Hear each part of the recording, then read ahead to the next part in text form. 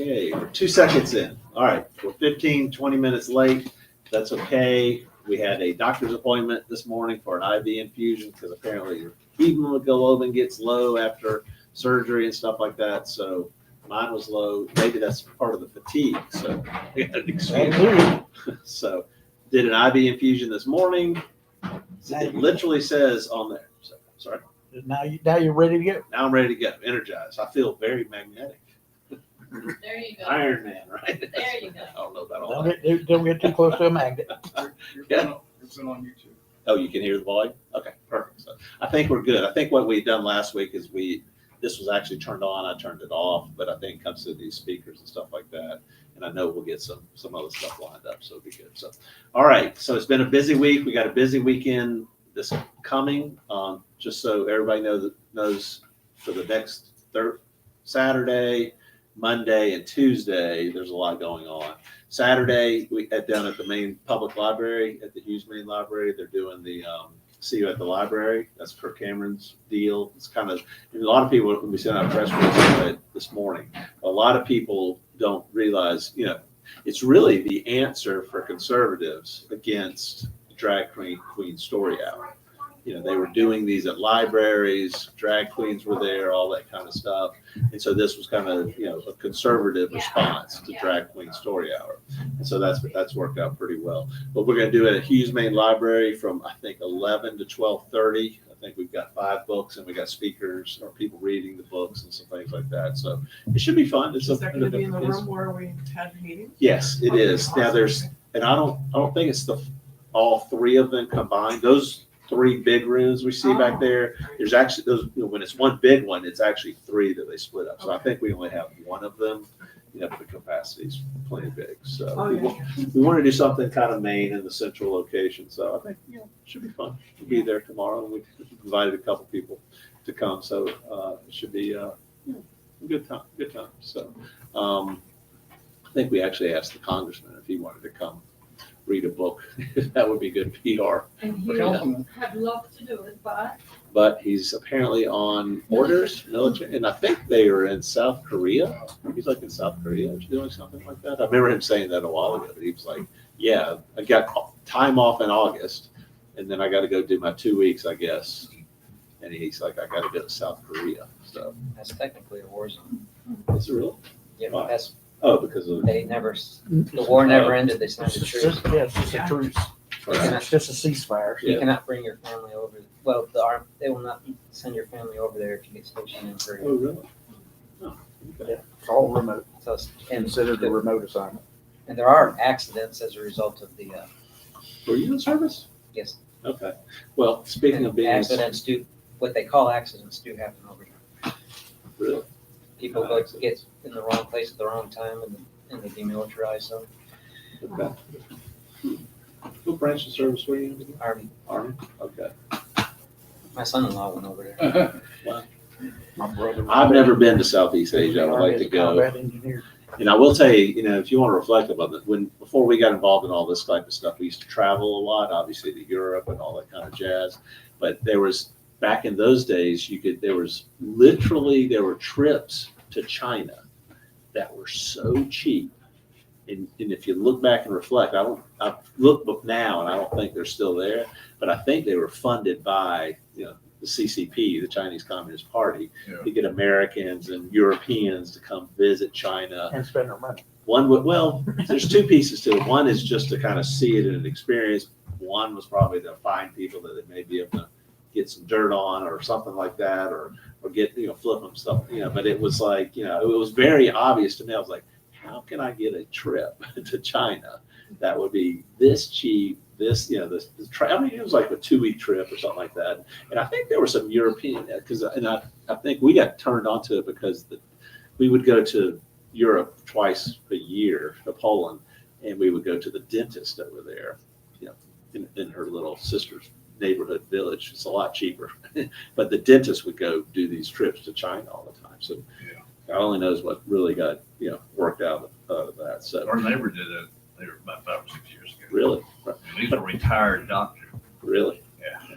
But that's people think. They have a long-term goal and they have funding. Obviously, we got massive deficits with those guys, and they got a lot of American dollars. But that's, it is true. I mean, it all seems a conspiracy, but it's not necessarily a conspiracy when you kind of start piecing a few things together. So that's on Saturday. The see you at the library from 11 to 12:30. On Monday, Sherry Biggs, the congresswoman for the 3rd Congressional District, is having her barbecue. This is a continuation of what Congressman Jeff Duncan did. And they did not have it last year because Duncan was not running for re-election. You don't really know who it's going to be or who's going to be the congressperson, but now that she's in office, she's having that. Should be a lot of fun.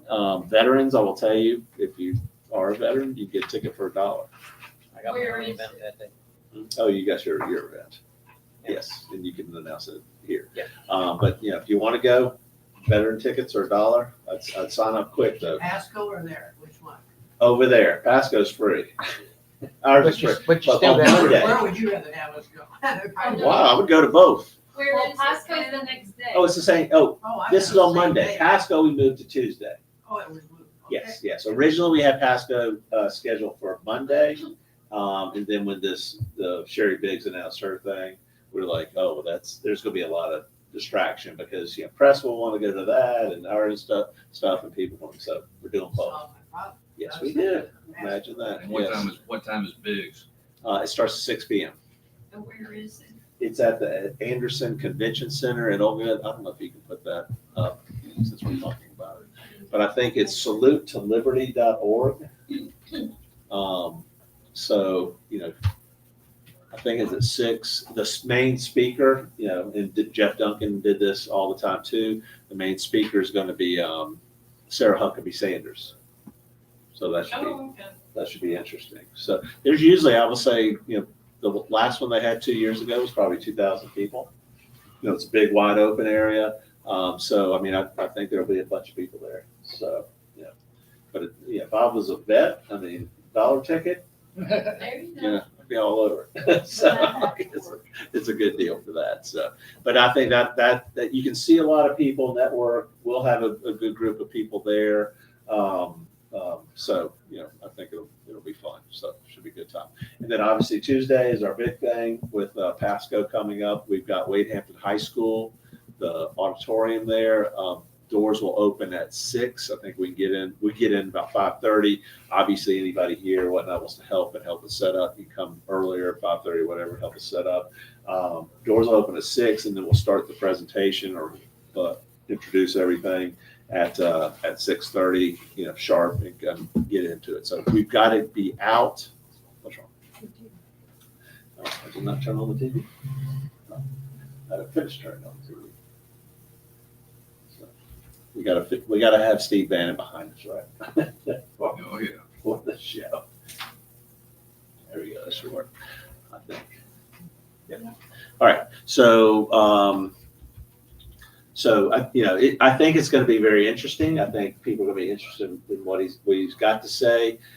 There is a lot of momentum for exposing corruption in this state. There's a lot of discussion about things that have gone on with, I know, and it's like we've been on the forefront of the bleeding edge of this for a long time, and now it's all, I think, coming together. So I'm pretty excited about where everything's going. We're going to have a new governor, a new attorney general, a new lieutenant governor, a new, all this type of stuff. Hopefully not and I don't expect a new treasurer. I think we'll still have Curtis Loftus, which would be fantastic. But we'll get those guys, I think it's, what is Nancy Mace talking about? Corruption and exposing this stuff and going after Alan Wilson and all that kind of stuff. What's David Pasco talking about? All that corruption, judicial reform. And, the beauty of it is, think about it. These guys are naming names. Nancy's not, I don't think, as much on the details as she knows about Alan Wilson and going after him, as competitor for governor. But, I mean, David Pasco has been talking this stuff for years. And if everybody remembers, we did that first. Remember the amount of grief we had for having David Pasco come to the January 6, 2022, Greenville County Republican Party meeting. And, he presented. And, we caught all kind of grief for having a Democrat come speak at our meeting. He was a Democrat at that time. I guess a couple of months ago, he switched to being a Republican. And alleged, the prevailing belief is he'll run as a Republican for the Attorney General spot.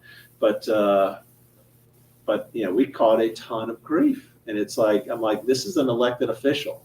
And this is a person talking about exposing corruption, and exposing all the things that really, quite frankly, got us involved in politics in the first place, and what everybody was fighting for coming out of reorg of 2021, and what everybody had seen, from January 6th and from all that other stuff with the 2020 election.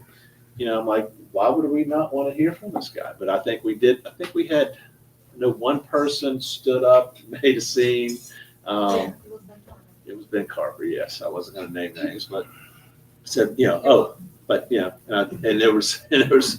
then he made his statement, and he left the Hilton. We were doing it at the Hilton then. No, I'm Paul, though. Well, there was, I think, one other person. It may have been the Elizabeth Boyle or whatever. Made some comment, and I said, "Oh, you can go. You can leave with your one friend or something like that." Or maybe I said that to Ben. But I'm like, this was an elected official, a solicitor doing stuff. And we're not supposed to hear from him. It wasn't an election season. People were saying, "Oh, he's going to run for Attorney General against Alan Wilson as a Democrat." And I guess that would have been 22, later that year. But he had not filed. He wasn't filing. He told me he wasn't going to run against Alan Wilson at that time. And I probably would have encouraged him to run.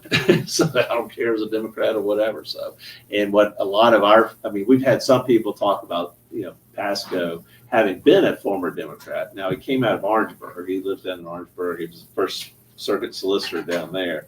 You almost have to be a Democrat to be elected. But statewide, you got to be a Republican. Now, you may say he's playing that game or whatever, but there's plenty of Republicans, that they're playing that game too. They're not really Republicans either. So at least he was, it's funny to watch people give him grief for being in the Republican Party and just kind of, in a sense, playing that game, if you will. I'm like, well, there's a whole bunch of other ones that are out there that those are the ones we're trying to expose. And what I've told people in regards to Pasco, that if they have concerns, because I will tell you, and I've emphasized a lot, I am not about converting Democrats to Republicans. Drew McKissick gets out there and they have a press conference and, oh, we've got the coroner or the sheriff from XYZ little tiny county somewhere out there that's switching from the Democratic Party to the Republican Party, and we're so happy to be bringing them on board. I will tell you, Drew McKissick did not show up, did not talk to David Pasco about switching to the Republican Party. The last thing they want is David Pasco switching to the Republican Party and exposing the corruption that's out there. So, and it's funny, and we're doing some work on probate judges too, because I don't know if everybody remembers, but Greenville had a Democratic probate judge up until 2022. Yes. And shockingly enough, in the county of Greenville, you could have won the probate judge race as a Republican almost on straight ticket, but nobody ever ran against her. This is Judge Faulkner, Democrat. And, Oh my God. that was the 4 years of my predecessor, the 4 years of his predecessor. I'm like, why are you people not running a probate judge, a Republican probate judge? I, as a tax attorney CPA, I'm like, we will run a probate judge in 2022. I was kind of hoping nobody else would run, and then I could just be a probate judge. Because a little bit of a joke. We could have run anybody, as a Republican against the Democrat, because it would have, you need about 5,000 extra votes or something like that. But we did sign up somebody at the last minute. Chad Groover is our probate judge up here. But it's the first time in 20 some odd, at least 25 years, that Greenville, every county-wide elected official was a Republican. And I'm like, why did none of our predecessors in the Greenville County GOP run a Republican for probate judge? There's plenty of Republican attorneys and estate planning people here in Greenville, but why did they not? And I'm like, I keep asking that question. I'm like, You know, why did you people not do this? They wanted Debbie Faulkner in They wanted control. Faulkner. Yes, and what was They don't want quite people looking at her. yes, what was quite interesting is she is there were some Republicans that came out and endorsed her for probate judge, and yes, and one of them was Lynn Ballard, who I think had just been. When did Lynn get? I don't think he was voted out at that point. Was he out in 22? I think he was voted out. Or it was that time he was also running. Because it was Rick Bradley. It was 22. Rick Bradley had beat him in the primary because, So you it know, was him yeah. and- so, you know, and I think he may have even had a position in the party. Maybe he was a precinct president or something like that. And we had to inform him, I mean, you've endorsed a Democrat, you're out. You know, what we can't do in the elected GOP positions is once we have a Republican nominee, you can't be endorsing a Democrat against that person.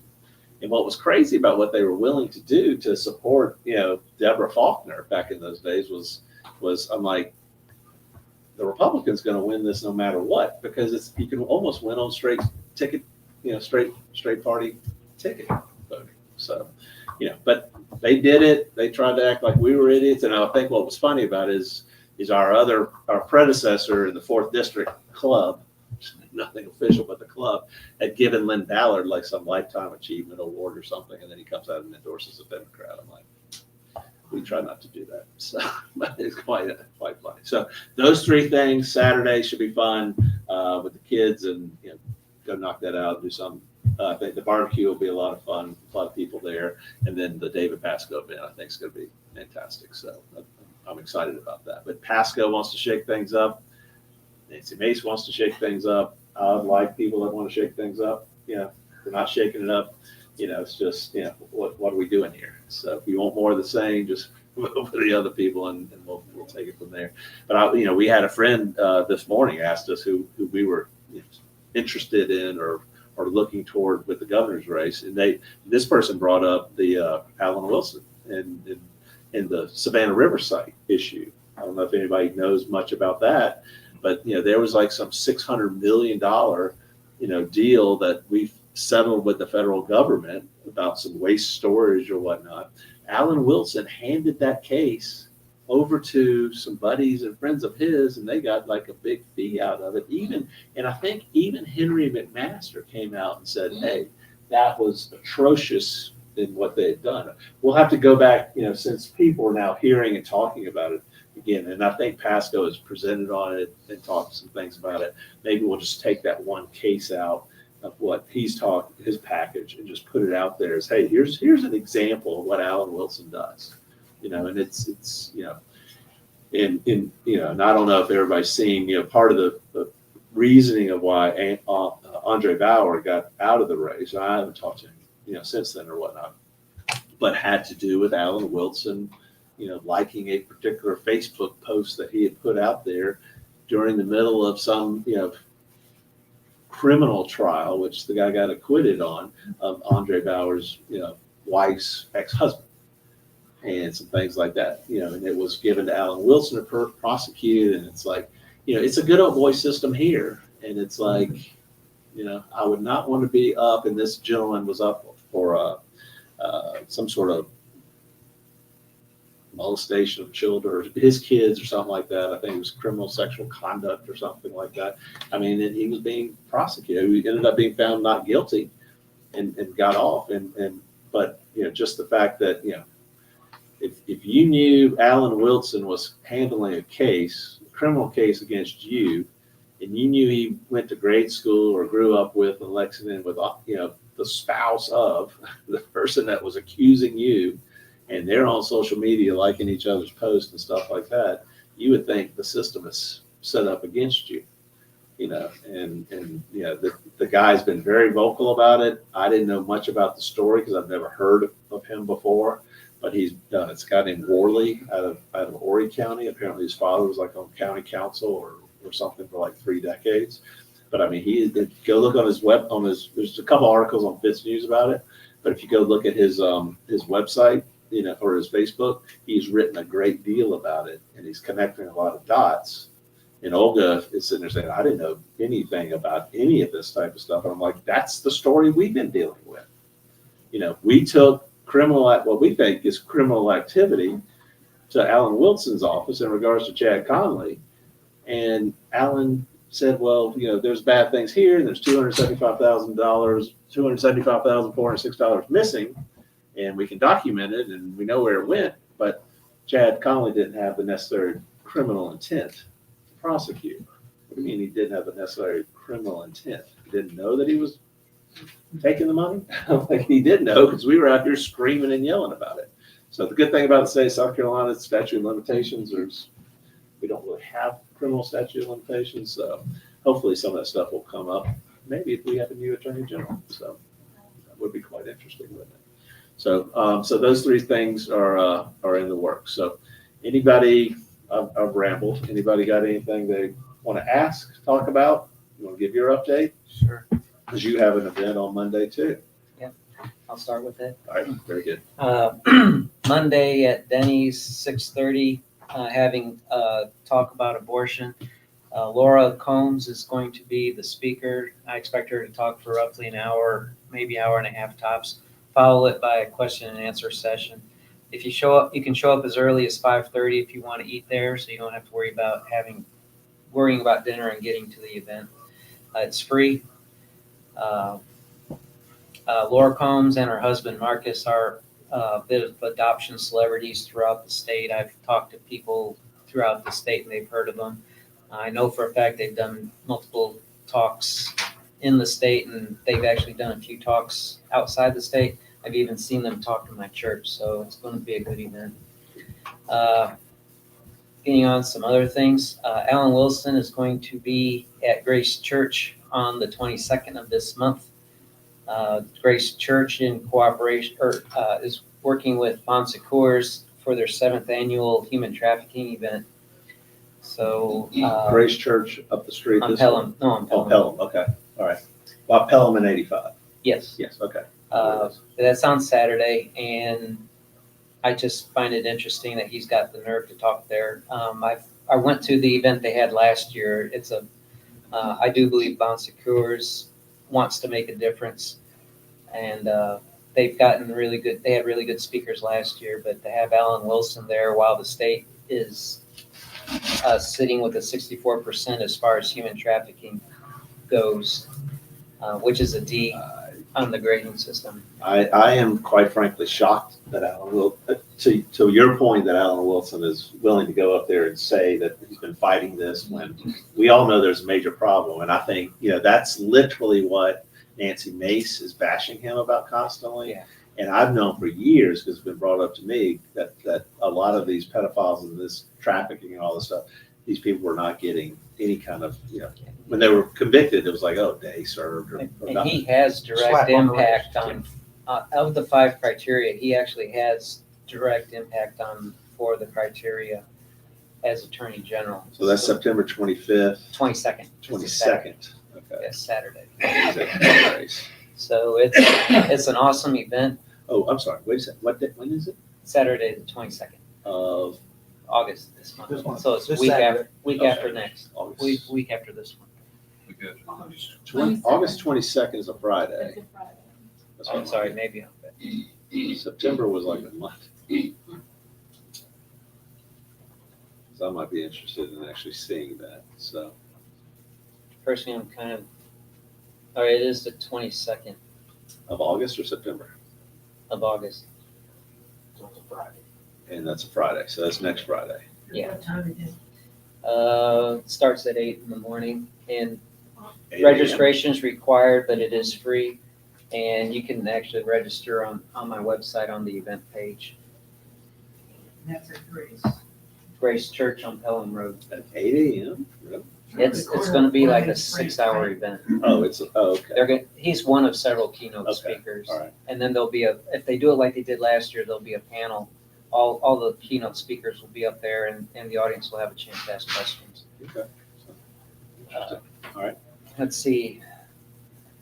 Liberty, her father is Representative Harris, Liberty Harris. Harris. She had an event last Wednesday, drew over 30 people, and she's promoting even more events. At that event last Wednesday, there was a reporter from Humanism in Story was there. He didn't ask me questions. I did give him my card, and he took a lot of pictures of me. He did talk to a few other people. So far, there hasn't been anything on his website. Looks to me like he's a little bit left of liberal, but a little bit on the liberal side, but not crazy liberal. Just, that I think he actually does want to get the real story out based on what I've seen. Written some other things he's written. Let's see. All GOP candidates so far have signed on with Moms for Liberty. That's not, so we really won't be able to use that to weed out candidates. That's why with some of the things we're going to be doing in approaching candidates is to really be direct, really be specific. That you can, we all generally support school choice. Every candidate's going to say they support school choice because I've watched Republicans do it for 15 years, and but then when the rubber meets the road, it's like, well, I don't want to support that piece, and I don't want to offend the public schools. Oh, I can support school choice, but I thought it meant public school choice. You can go to any public school you wanted to. So you got to nail these folks down because they are slippery. You got to nail them down with something very, very specific. Yeah, and when I get to my future events, I'll talk a little bit about that too. Yeah. I've heard a rumor that Cash's bill from the Senate, S323, which is very similar to McCravy's bill in the House. Apparently there was supposed to be a hearing, but I heard rumors it's going to be September. I heard rumors it's going to be January. I go online, I can't find anything official. I got a couple people looking into this. One that actually knows Senator Cash, so he's said he'd try and contact him. So far, I don't have any information. I was hoping Frank would be here, see if he could help shed some light on this as well. But if there's going to be a hearing next September, that's definitely something we need to go support.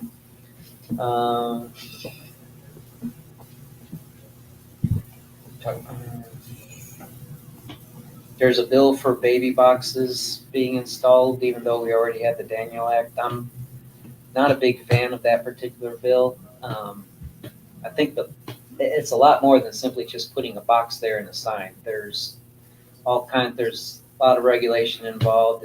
There has to be constant monitoring, and so there's going to have to be constant maintenance, and people have to be there.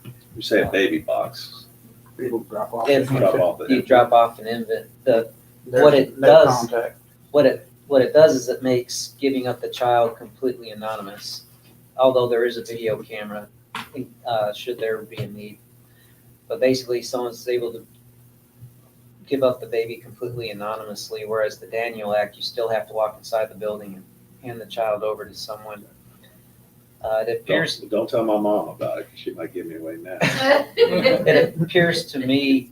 She did. My feeling is that She's it's. laughing over there. She did, to me. Oh, that's right. My mother did give it to her. I think on average, these boxes generate like maybe one child a year. It just seems to me like it's a tremendous cost for extremely little benefit. It's a lot of feel good for a little bit. But there is a lot of support for that going on. But to me, I don't know that. I think the money can be spent better. Is the bottom line. It's not that I'm against allowing women to give up child or giving women a chance to give up child they know they can't take care of. But I think there's some better ways to go about it. Let's see. Upcoming events. We already talked about the adoption, which is going to be next Monday. In September, Bridget Van Means, again, is going to have a Zoom conference with us. She's the one probably most responsible for Missouri banning abortion altogether. So she's going to give us some insights on how they made it happen in Missouri. It's going to be held at Christ on Main. That's a done deal. What's the date on that?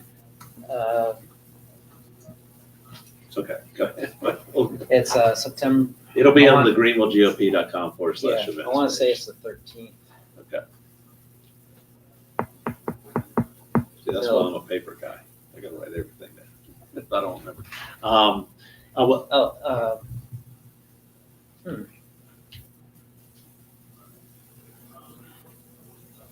No, it's 13th is a Saturday.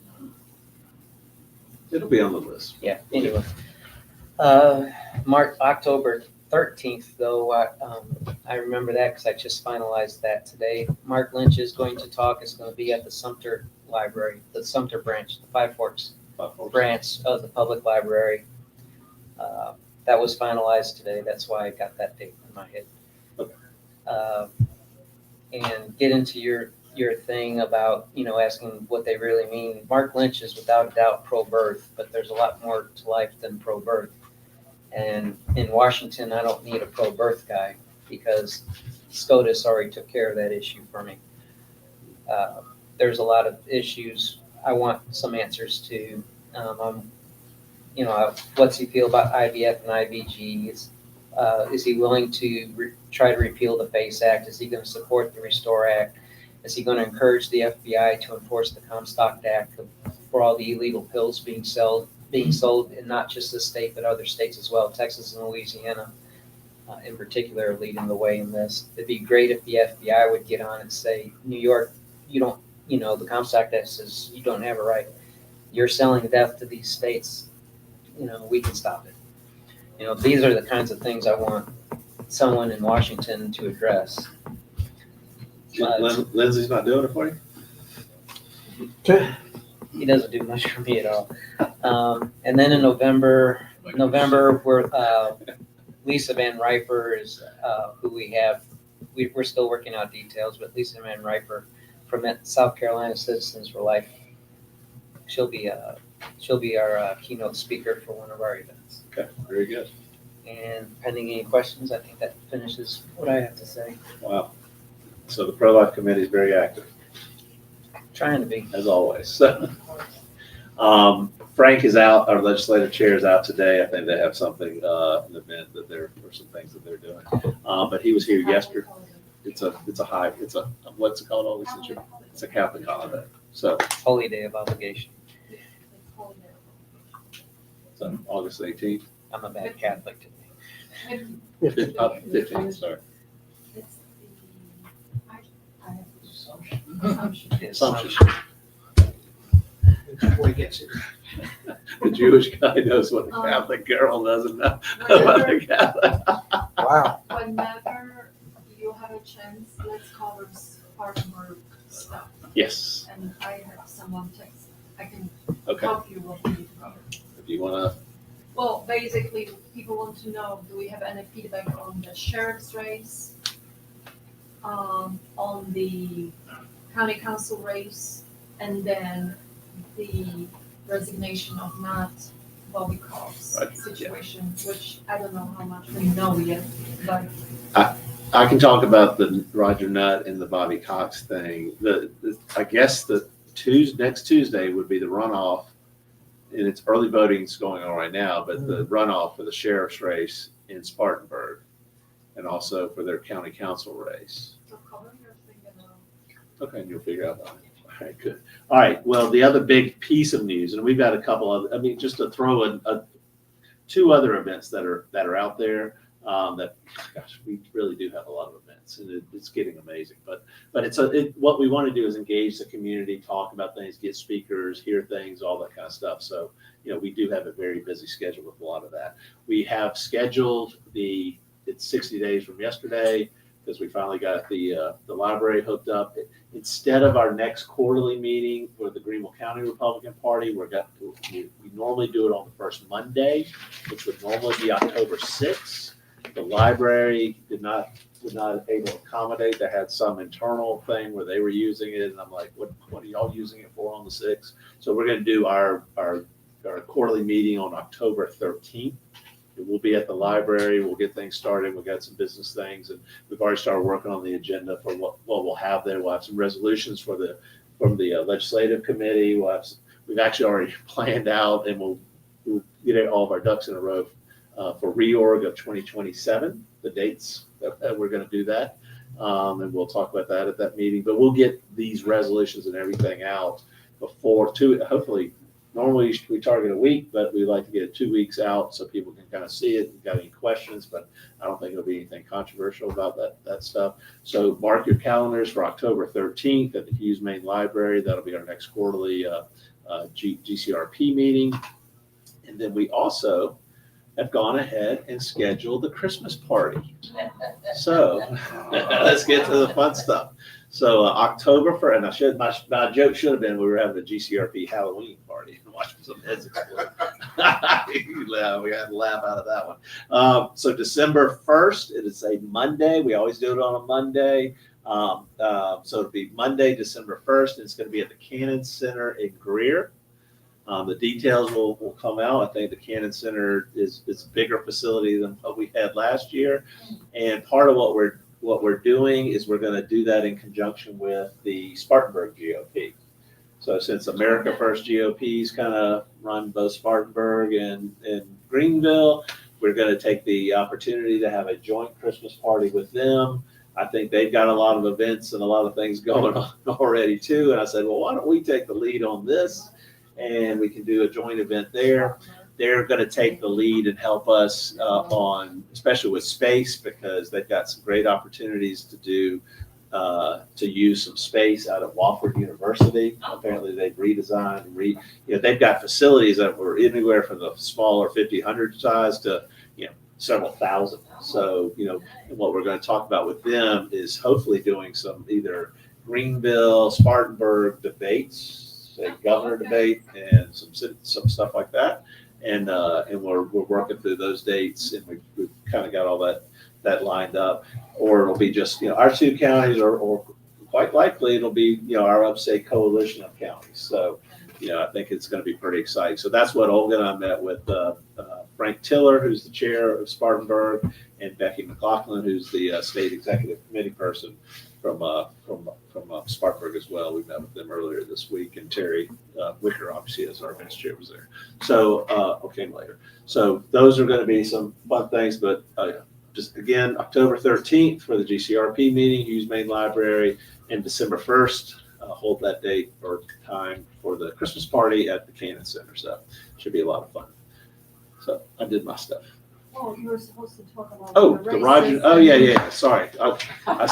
You had enough time. Listen, I had an IV infusion today of iron. See it? I didn't even take this off, so everybody could witness it. And if y'all want to know another joke, okay. And if you want to know one other joke, because she was sitting there, and when they give you these IVs, been to the doctor, they always confirm your name and your date of birth and all that stuff. And she was over there on the phone doing something. So the lady confirms my name and date of birth, and I tell her, I said May 12th, 1967. I said, but I tell all the girls it's 77 or sometimes 87. She popped up. She woke up then. So, so that was a test. Yes, the nurse thought it was fun. So, but this week, I think it was on Tuesday? I believe it was on Tuesday. Senator Roger Nutt, who just replaced Senator, Scott Talley. Scott Talley did not run for re-election last year, so they had a primary last June. Roger Nutt won in the runoff, beating Lee Bright. Lee, of course, came in first in the primary, and but they loaded it up so he didn't get 50%, and then they all they Jumped on the other pile issue. on him in the runoff, and he lost the runoff by I think 130 some odd votes. Now this is the 12th Senate district. Mainly it's in Spartanburg, but there is a good piece of it that's in Greenville County, so we have some interest in that. But Senator Nutt apparently got a sad situation, got a diagnosis of Alzheimer's. Mm-hmm. So he went ahead and gave a resignation it's an irrevocable resignation effective as of January 1st, for example. I don't know the exact date, but if you give an irrevocable resignation in a future date, that automatically starts the timeline for a special election. So they're going to do a special election in that race. When did they do that? The special election will be, on October 21st, Tuesday, October 21st. Gosh, this October. Yes, Yeah. It's quick. It's a quick timeline on these special elections, so there's opportunity to that as well. So early voting, I think, starts the 6th through the 17th, and then they'll have the election on the 21st, and then if necessary, which we would expect quite possibly, there'll be a runoff election on November 4th. Now, the logic here that I've kind of, think about why they timed all this. I understand, get a medical diagnosis and all that stuff, but they work on timing this. So great. You're going to have several people, and we'll talk about who's considering or talking about running in this race. But you'll have a special election on the 21st, then back to where Lee Bright got beat in the runoff. They want to schedule where the runoff would be on November 4th. So you're going to get as many people participating. So hopefully, you'll probably vote for whoever you get the most mailers from, which will probably be the more established candidate. So what I think is they actually scheduled the resignation and the scheduling of the special election to defeat Lee Bright if Lee Bright chooses to run again, which I would encourage him to do. He only lost even the runoff by 130 some odd votes. I would encourage him to run again. Let's get out there, try to win it 50%, +1 on the 21st. But if not, we got to make sure people get out on election day. But I think they schedule it really, and this is what the establishment can do. When you control the system, which they kind of do, then they can kind of control how the dates and all that stuff works out. So I've not spoken, but I've texted with former Senator Bright. This was his Senate district, and I've encouraged him to run. I think Spartanburg people have encouraged him to run. I've told him the difference between now and then, the last June, is the fact that, not only does MAGA America First people have control of the Greenville County Republican Party, but now MAGA America First people have control or leadership of the Spartanburg County Party, which was not the case last June. So there is a different feel out there. So I would be very excited to see him back in the South Carolina Senate, and I think it'd be great. Now, I will tell you, at the same time, Roger Nutt made his announcement. House Rep Bobby Cox went ahead and announced that he was going to run for that seat. So that would indicate to me that he knew it was coming up because he made the announcement at the same time. He made his, and he went ahead and just so, I guess it could be a free run for Senate, and if he loses, he's not out of the House. But he went ahead and, to his credit, and I appreciate him doing this. He went ahead and resigned his seat as well in a similar irrevocable resignation, so he can run for the Senate. And at the same time, we are going to have a special election for Bobby Cox's House seat. So think about now, all of his district is in Greenville. So we've got the Senate seat that's open that Greenville GOP has an interest in, and we've got this House seat. There's going to be a lot of activity. To me, it's a great opportunity for MAGA America First to get some allies in both, an extra ally in both the House and the Senate. So we're going to be very involved in this. We've talked to several people that are looking at both races, mainly Lee Bright on the Senate side. I've not spoken to Bobby Cox yet, but on the House side, I think we've been talking to a potential candidate for that seat too. So. And there's a few things going. Now, I will tell you for the House seat, one gentleman has already announced, is it Steve Nail? I think is his name. I think I just saw that it came out on the 13th, or maybe yesterday, that he was going to run. I've met with him. Very nice gentleman. I think he's like the dean, maybe over at Anderson College or at university now. I think business dean or something like that. But I have met with him before. Have not talked to him about this race as of yet. And interestingly enough, there's a guy by the name of Jack Stott. A lot of people have known him. but he's part of the Greenville Young Republicans. I think he was the chair or something like that. But he's announced now, he had previously announced that he was going to run, or I'd been previously told he was going to run against David Vaughn for his House seat. But I guess now that this opportunity, he's already put out that he's running, and he's going to run for Bobby Cox's seat.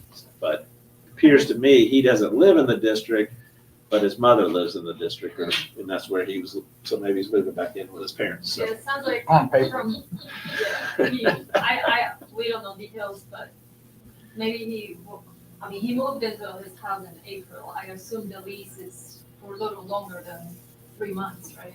4 months, maybe not. But currently, he does not live in the district. And we won't make any bones about it. I'm not a fan of Jack Stott.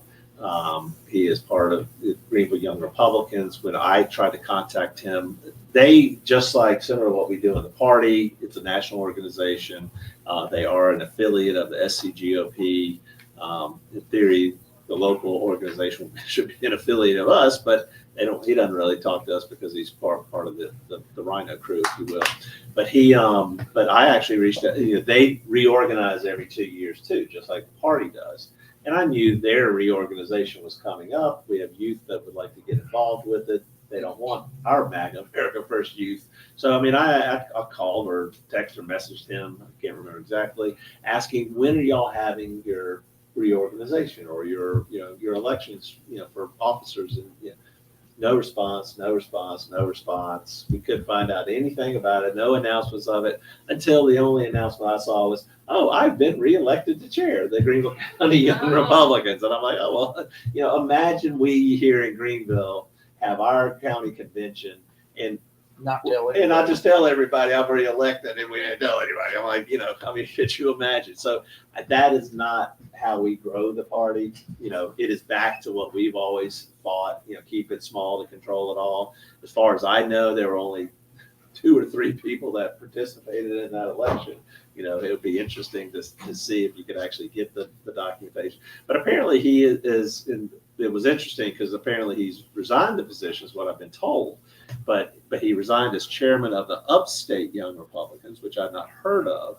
But I was then later told that the Greenville Young Republicans, I guess the Spartanburg Young Republicans folded, and then the Golden Strip Young Republicans folded. So it took Greenville and made it the Upstate Young Republicans. So they just consolidated more and got smaller and smaller. That's not what we want. And Dylan Peters is our 4th vice chair, just graduated from Wofford. And I've talked to him about some of the things that we're going to do to enhance some youth outreach and some things like that. It would be nice if we could work with the young Republicans, but they don't want to tell us because it's all about everybody's got to have a title and everybody's got to have something. It's the most ridiculous thing I've ever seen. So I'm very anxious for him to run for office and see how that goes. Yes. So, are all the dates the same for the Yes. House? Yes. The dates Yes. are the same? And Representative Cox made the comment that, to save taxpayers, at least have a special election. Because otherwise you got to have another, if he was to win, then there would be another special election for his seat. So it'd be kind of like, it gets expensive over a while. That's part of why the government runs our primaries for us in the first place, because it got very expensive for the party itself to run those things. So years and years, well, obviously long before our time, they gave it over to the state. And they run those primaries. So that's why he's doing it at the same time. If he loses, and he's out. So is Bobby Cox MAGA or no? I would say he used to be considered more. Bobby's a Citadel graduate, so I was always kind of favorable toward him as a Citadel person. Bobby has not spoken to us, I would say, in years. For no particular reason. We didn't have a fallout or anything of that nature with Bobby or anything. I just haven't spoken to him in years. And I would say, if you look at who people associate with, his seatmate in the House before he got elected over to the Senate this past year was Jason Elliott. So That ought to tell you a whole lot. you can take what you like from that. But if I'm sitting here and Jason Elliott's sitting there, every day down at the State House, who's whispering in whose ear? Do you think Bobby's pulling Jason Elliott to our side, or has Bobby been pulled by Jason Elliott to that side? More than likely that. Right. And I haven't, obviously we all know Jason Elliott's not MAGA America first and coming our direction. So that's part of the problem. We get people elected, and I've told multiple of these candidates that we are going to be very involved in these primaries. We're going to be very involved in elections. We're not just going to sit back, as I texted one of them that's looking at probably the House seat. We're not going to just sit back and hope everything works out. We're going to get very involved as a party. I think the other side has been, we're very open and honest about what we do. I'm not going to, sugarcoat it and say, oh, no, we're not involved, while then Jeff Davis and some other people over here doing something with it. We are going to get involved. We are going to let people know who are the more conservative candidates. We're going to nail them on things like, how do you feel about life? How do you feel about school choice? How do you feel about these things? And we're going to box them in a corner. And I'm going to tell people, I'm like, oh, these are our 4 or 5 top legislative issues, and we want to get you elected, and then we want to work with you as an inside person at the legislature to get this stuff passed. Not just assume, oh, well, they support life, but we don't really know about this particular issue. We have legislation we want to get passed. We got to get people elected to work from the inside to get that legislation passed. And that's what we're going to be very active about it. And what I've told some of these folks is, in the past, we've just kind of, oh, we're not supposed to, interfere in these. While the other side, the rhinos are working in these elections all day long. All day long. I'm kind of like, what are we doing? And, as I've always said, the problem is not always necessarily the candidates and elected officials themselves. The problem, quite frankly, is the political consultants. The people that get, if you're a candidate, Johnny over here gets me elected, I'm aligned to Johnny because Johnny then knows my district and knows my people and he got me elected, and Johnny's going to get me reelected. And all of a sudden, Johnny's getting calls from somebody else who wants to push government-run school choice. And, then, the political consultant that got you elected is telling you to support ESAs and not real school choice. And all of a sudden, well, I don't want to really upset my political consultant. And this is what he does for a living. He gets paid over there. And the more he's getting paid from the moneyed special interest, the less I got to pay him to get me reelected. It's a dirty business. And we as the party, I want us to be very open about what's going on. I want people to know what we're doing, but we got to know data. We got to know how to door knock. We got to know how to, get signs and all that, all that stuff to get it out there. Well, Scott Talley, he's left the state, hasn't he? I don't know. Has he left the state? He's in Oregon Has he really moved to Oregon? Okay. Yeah, I thought it was Scott. or Georgetown. Is that Georgetown's just south of Oregon. But yeah. right? Like that area. Really? I don't know Okay. specifically. So he won't be a player. No. Yeah. It is quite interesting to see. He probably would have been reelected if he wanted to, but it's interesting to see over time how it evolves. He probably wanted to move down to the coast for whatever reason, or maybe had some family reasons for doing that. I don't know, but yeah. He made enough money off the taxpayers to retire. Maybe. He helped pick the judges that overheard his cases and their cases over there, the magistrate judge and all that stuff. I think there were some family court issues. I don't know exactly what kind of practice Scott Talley had as a lawyer, but there was I think maybe one of his partners got appointed judge over there. Well, his wife was a school teacher, and she was kind of wasn't the kind you want your child to go see. Really? I think they fired her. Oh. So, I don't know the details of all that kind of stuff, but there's a lot. I think we've got to get more involved. I think we got to be more pushy about it. I have reached out to people I think would be good folks to sit in that seat. That's why I reached out to Lee Bright. I said, what are you thinking? Where are you going? You may, sometimes people say, I don't want to have any part of this anymore. Lee's willing to, he does a good job when he's down there. And it's good to watch him see and fight and expose and do things. And And I think if we can help get him in there, I think it'll be beneficial. Now, Bobby Cox has announced for it, that Hope Blackley, is that her name? I think she used to work with, she also ran last time. I think she came in fourth or whatever the numbers were.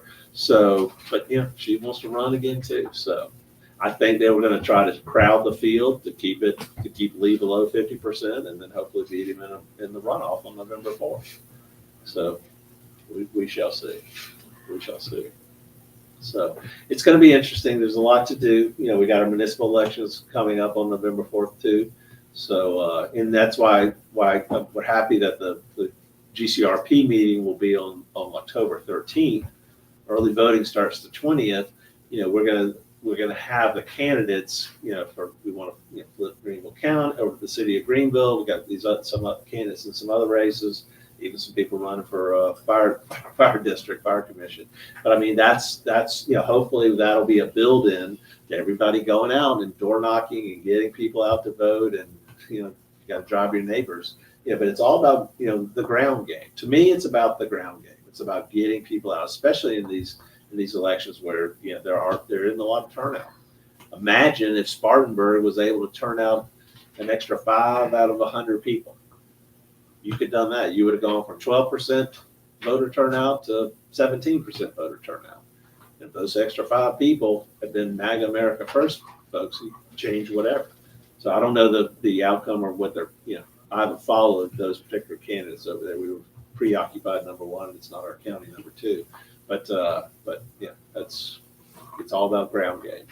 And that's what we're going to work really hard at, in November and this stuff. So. Is that my update? I think so.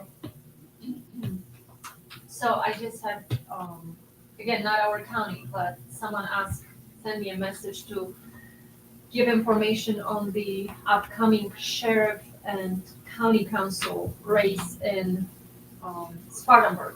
So again, we are not getting involved in that race at all, but from our friends in Spartanburg, we are told that, both runoffs are between candidates that were not the first choice of America First candidates. So there is not a number one pick for America First movement in the runoff.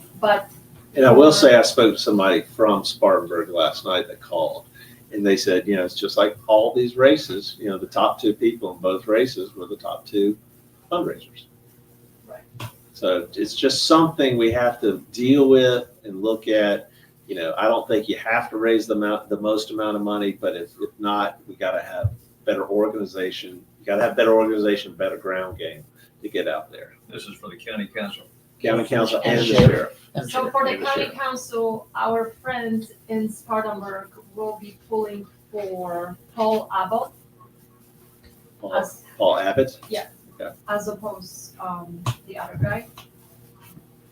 And in the sheriff race, we're told that Bill Ryan is the contender, and he did come up to run off with a majority of there was a big difference between number 1 person and number 2, not enough to go without runoffs, but he will be the one that will most likely win. So Paul Ryan is the contender in the sheriff race. And tomorrow, I'm going to put it on the screen, our friends, the Alternative to Greenville Coffee and Politics, they're having the camp meeting, and their sheriff's candidate will be there, Bill Ryan. If anyone is around Spartanburg and would like to attend, I put it on the screen. They have the meeting, their camp meeting, 9:30 until 11:30 a.m. at Blackwork Pizza, 2725 Greenville Road, Spartanburg. If anyone wants to attend or have friends in Spartanburg that want to go and meet the sheriff's candidate, he will be their guest speaker tomorrow. I don't want to see. Clevenger says he's the only one that voted for Trump. Oh, In really? one of his Yeah, commercials. he said that in his commercial. I heard that yesterday. Really? Wow. I'm a Trump person, and to me, it's how do you feel about Trump? How do you truly feel? Not this whole fake Trump thing some people are now doing, but I'm like, You know, because if you got Trump derangement syndrome, you probably got Jeff Davis derangement syndrome, you got normalcy syndrome, all that, you know, that kind of stuff. And you know, it's just, you know, I get the concern some people have had, you know, in the past, you know, but where would we as a country be? I mean, our president is meeting with Putin trying to solve, you know, Stop a war. stop a war. I mean, he's probably stopped a couple other, you know, if you listen to him. I don't really know all the details, but I'm like, there's other things out there. I mean, it's like Christmas every day for conservatives up out of DC. And, you know, it's like, you know, you didn't like that guy? That's not the guy you voted for. I mean, I get it if you had some concerns in 2016, but I'm like, Get you over know, it. Get over it. get over it. It just, I'm like, Do it's, what we're getting. I know. I'm like, get on board. I'm like, he's not going to become Hitler, for God's sakes. And if you keep listening to the left say that that's what's going to happen, you know, but I'm like, you can't have crime and all this stuff. I mean, yeah, going on in DC. I mean, you know, it's okay. I mean, and everybody's seen have y'all seen the videos of what's going on in downtown Greenville? I mean, Oh, yeah. that's crazy How town. about Louisville, Cincinnati? Yeah. Yes, you're right. Pretty much everywhere. But I'm like, who's tolerating this and why? I mean, even the Democrat, you know, that Derek Quarles guy is calling for the firing or resignation of the city of Greenville police chief because, you know, I think it's a her. I think, you know, it's not him. Is it okay? Not enforcing the, you know, the law. And then somebody contacted me and they were like, you know, oh, well, you know, now they've got these special, you know, police units that are going down in quick response to kind of take care of this, but nobody's been arrested. One person. Yeah, So nobody's been, one person has been arrested. Is that it? No, one person goes. Response. Oh, one person responds. Well, that's not going to stop anything. I mean, it's worse than I even realized. They're making fun of one of our friends asked online what's happening in downtown Greenville. She does not know.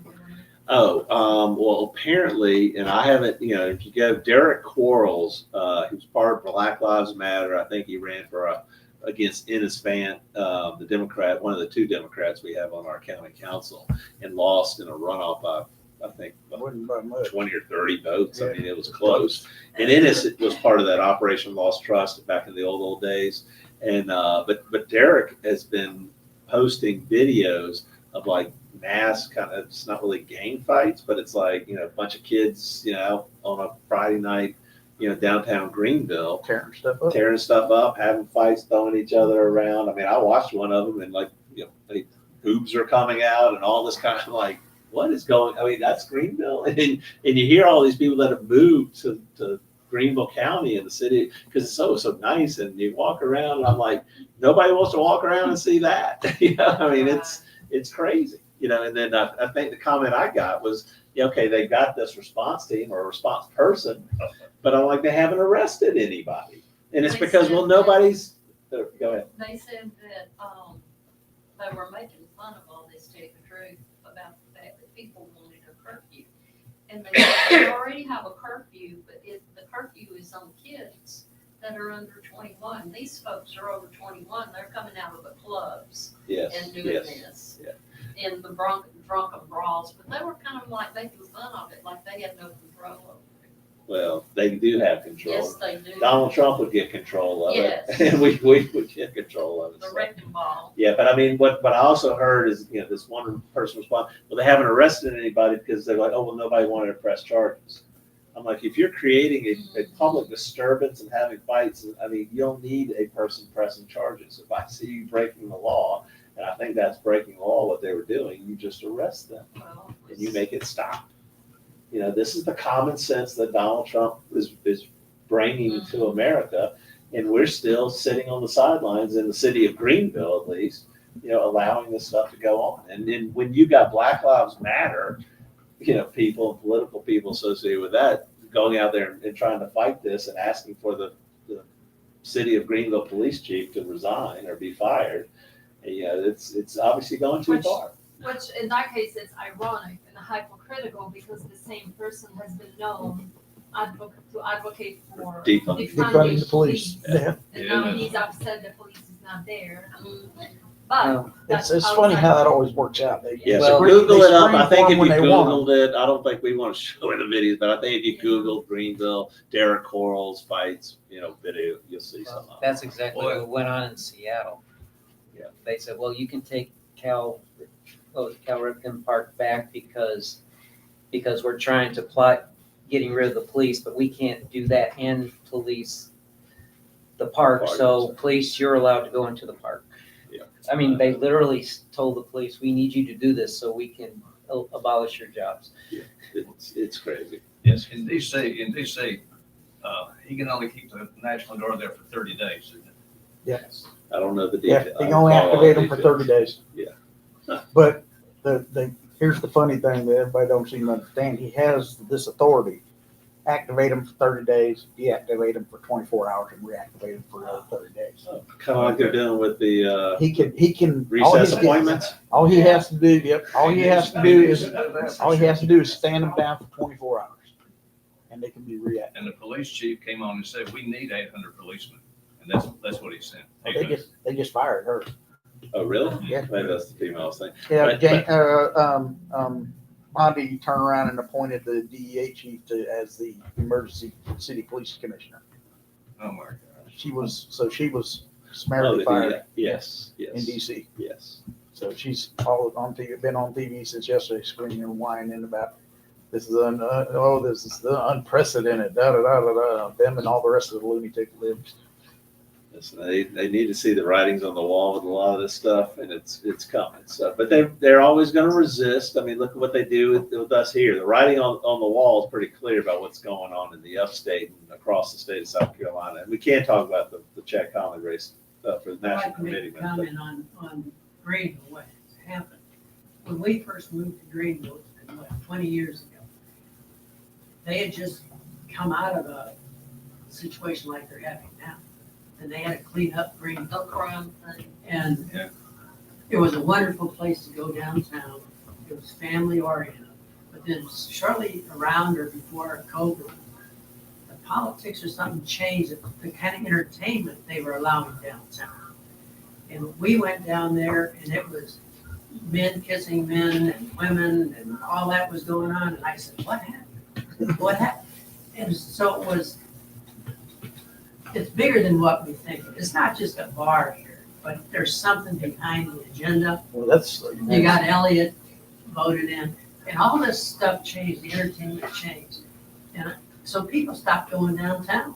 You have people hanging out there now, Children. peddling, they're, Junk. yeah, and putting out their cups for donations. The whole flavor of the town has changed. And now you got the riots or fights going on. So somebody is just stepping back and Well, it's allowing this 'cause to happen, or maybe planning it because the entertainment has changed. Well, it has to do with the fact that the city went blue. And when it went blue, that right there opened up It the could have floodgates been for at that all that time, to start right. coming back, because 20 years ago, you still had a Republican-controlled city, but they were kind of on the fence. When did it go Very blue? little. Do you know exactly when it went blue? Oh, gosh. The last time I heard it, it just went blue, December 2019. right before Under COVID. my predecessor. Right under, The yeah, city of Greenville COVID. went blue. And you know So what it's freak that- fest they're gonna have if we can flip it back to red. They're gonna take Yeah. credit for it. Oh, that would be quite interesting if Yeah, they took they'll credit. try to find. My a way bigger to- concern is they will actually try to sabotage it so we can't turn it red again. Because think about this, they could literally try to sabotage it so it doesn't turn back red because they don't want us taking credit for it. Yep. We don't take credit. I mean, we just do the work in that, but it's like, But that's how crazy petty they are. Yes. That's how petty they are. Literally how petty they are. They want to be responsible to take credit for everything that's good and everything They that's blame bad. us They for want to everything. blame. They want to blame others. Gaslighting, and people have to learn, about gaslighting in politics. You can't trust anything anybody says. You don't have to trust anything. I mean, ask any questions, all that kind of stuff. That's why we do these open forums and all this kind of stuff. I mean, ask. I don't really, but I'm like, you should be willing to talk to anybody. You should be willing to hear from anybody. This stuff of believing somebody just because somebody said it. But most people out there are not as deeply involved as we are. And so they just hear something on the radio or hear something in the newspaper or they hear something passerby and they think something and it takes a long time to change people's minds about what the reality and the truth is. Yes. Y'all describing going on downtown today is basically what's been going on at the abortion clinic for years. And no one listened back then. So it spreads out. Yeah. It's like a Well, if you don't enforce the law, people it's like take advantage. it's like a of it. poison. Yeah. If you don't force it here, it's just gonna move anyway. And I will tell you, one of the things when they were fighting the corruption out of the State House, and we talked to SLED and we talked to the AG's office and all this kind of things on different things. And they perk up when they hear somebody's name. And the name they perk up about was, Brian White or who was some of the other people back in those. Brian White was out of Anderson. He was the chair of the House Ways and Means Committee, so he controlled the money. Mhm. And there was all kinds of discussions about corruption surrounding him. He didn't like us, and he came out hard again. He was the one who actually, screwed up and took away the whole school choice program and destroyed it.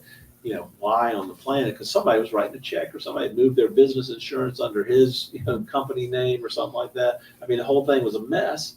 But then when you're talking to SLED and all that, when he got unelected, but there was another individual that candidate I remember specifically we were talking about one time, or elected official, and he had resigned or did not run for re-election. And they're like, well, he's already out of office. We're not worried about it. I'm like, what do you mean you're not worried about it? I'm like, You still got paid.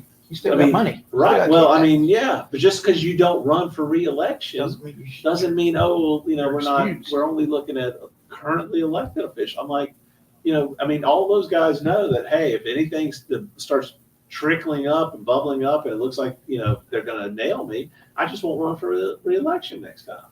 And I'll be off the hook. I'm like, no, you should hunt them down afterwards. And that will stop the ones that are still left in the office from doing the things that are doing. So that, again, it goes back to Nancy Mace and what she's bringing to light, what David Pasco's been working on for years, bringing to light. You can't, there is no, we're going to overlook it and move forward. So speaking of gaslighting and things of that nature and getting what most people, this is something I just kind of reflected on over this past week, is because, everybody saw that Lindsey Graham spoke at the Beacon over in Spartanburg, right? There was a bunch of, Brian Franks and some other people put signs out while he was speaking in the glass. But if y'all aware of this generally or seen it on social Got media? harassed. Yeah, they were harassing Lindsey Graham. And, it's part of it's funny, part of it, it's kind of like, sad. Part of it was people that were connected to, in this case, Mark Lynch's campaign, as I understand it. And it's kind of like, do you do that? We had people in our friends that all booed Lindsey Graham, right, at Pickens, and it was fun, and we kind of had a good time with that. And I don't really see that as trolling or following. I mean, there was a whole bunch of speakers, and when he came up, everybody let him know how they felt about him. It wasn't like, oh, we're trolling him and making scenes about it. But consider, one thing that I wanted y'all to think about is to consider this. So everything is about name recognition, right? Lindsey Graham's name recognition is high, right? It's out there. It's like Trump. Trump's name recognition was massive. You didn't really know whether you liked him or didn't like him. You just recognized his name. You just, I've seen that name around. Most people don't know anything about what goes on in politics. They really, really don't. So you get a newspaper and it says, oh, Lindsey Graham trolled that campaign event.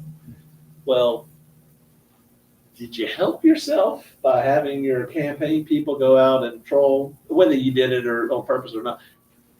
It gave Lindsey Graham more name recognition. People saw his name in the paper. They were flipping. They just read the title and they just flipped. Okay, so what? Lindsey Graham gets trolled at the.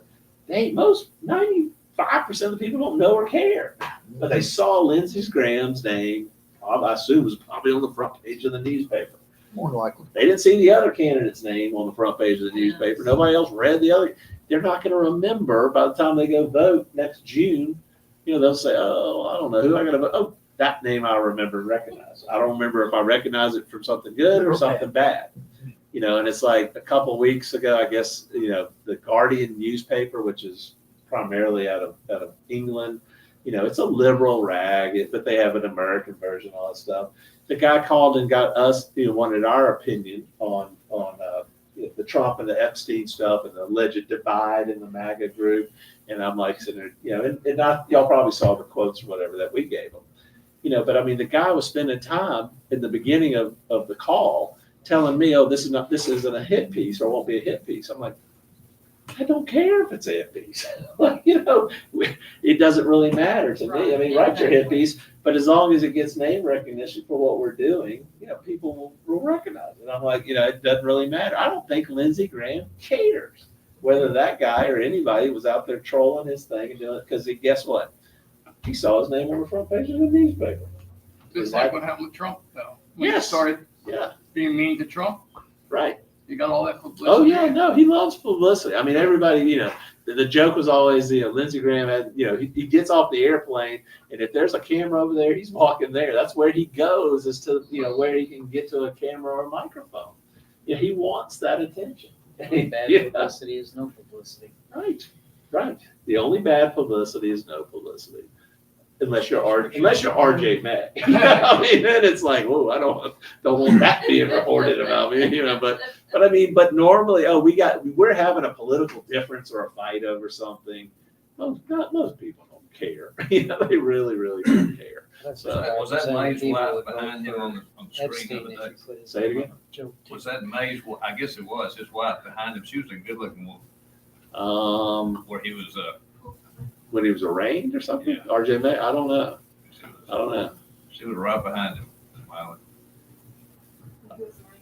I don't. This was 2 days. In the last couple of days. Oh. Maybe this last night on the news where they were talking about it. I haven't seen it. So, at the last I heard, when Fitz News wrote some article about, I guess they got the tapes or the transcripts or audio tapes from his phone calls that he was making in prison or jail. I think they made the comment that he had not spoken to his wife since he was incarcerated. That was his wife. He was stupid. Oh. Well, maybe he Well, doesn't he like was that. He stupid likes little anyway. children. So, I mean, that's, back to, Oh, we have, I don't know if I want to bash more on the Freedom Caucus. interested, Jesus. someone put on the comment online, Lady Lindsey Graham is to speak at Floor's September employee town hall on September 22nd. If we have any Floor employees here. I don't know, just saying. That's interesting. Oh, and I will say, I think Nancy Mace is going to be up here on, mark your calendar for the 25th of August. I think she's going to do her town hall in Greenville on the 25th, probably around 3 or 4 o'clock. So But the location is to be determined, but but that should be good too. So that's how you got your recognition by negative. I got a lot of negative recognition in the old days. I mean, but it was like, and I will tell you, it was like one article wrote and said I was like the radical right, something. And I called the guy and I said, I don't really care what you wrote. I'm not here to. A lot of people get offended. They call them up and they're like all like talking to them and like, why did you say that about me? I could care less. I mean, it is what it is. I'm not, I'm not trying to do something that I really care what they write in some paper in Beaufort or in Oconee or somewhere like that. And I asked the person, I said, well, where did you get this? I was part of the radical right. Because I actually found myself pretty, I'm conservative and principled about all that, but I'm, let's have a discussion about it and let's figure it out. And if we decide something, we got to figure out a way to communicate it to people so they understand, which is what and I can mention what we want to try to do with, when we meet with Ben Blunt, I guess, in a week or so, about something and talk, because you hear rumblings about what's going on down there, Right. then you hear the other side, but nobody's ever communicated. And y'all had your meeting with Benton the other day, and that's kind of the idea of it, is we've got to understand why they're doing it. If you have to put yourself in their shoes, put yourself in Benton's shoes and say, why are you deciding this way or that way?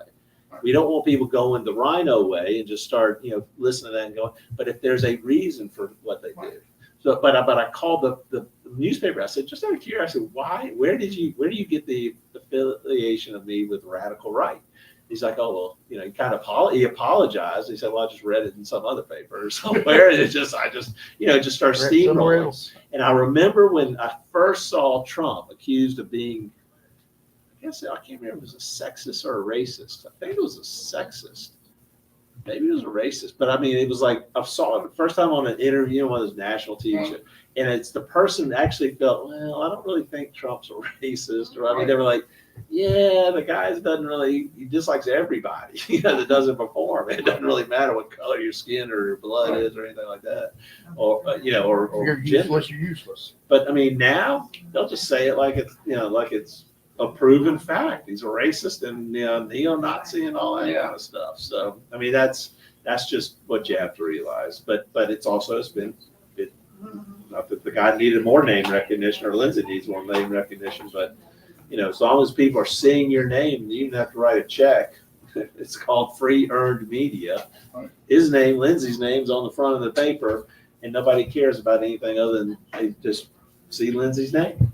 So you got to be careful. That's the things we got to talk about and think about with campaigns and candidates and that type of stuff. There's a science, there's an art and a science to all this type of stuff. So, and I will say Austin McCubbin, he ran the Trump campaign here in South Carolina for 2024, the presidential preference primary. He this week joined the Nancy Mace campaign. So, I think it's the writing's on the wall. I don't think Alan Wilson's going to get out of the mess that the exposure he's going to get.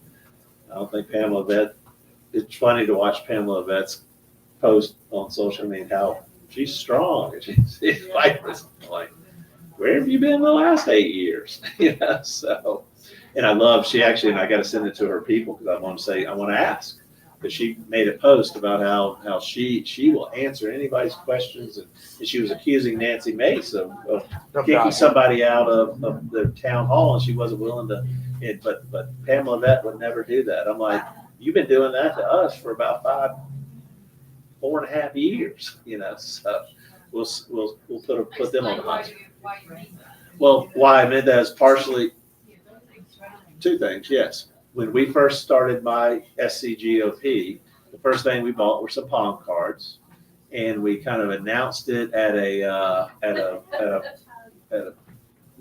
Tea Party meeting we did down at Zen. I think it was actually on January 21st, 2021. And then I think the February or whatever the next meeting was for the Greenville GOP, we went to it and Pamela Vett was walking in. I handed her the MySCGOP card.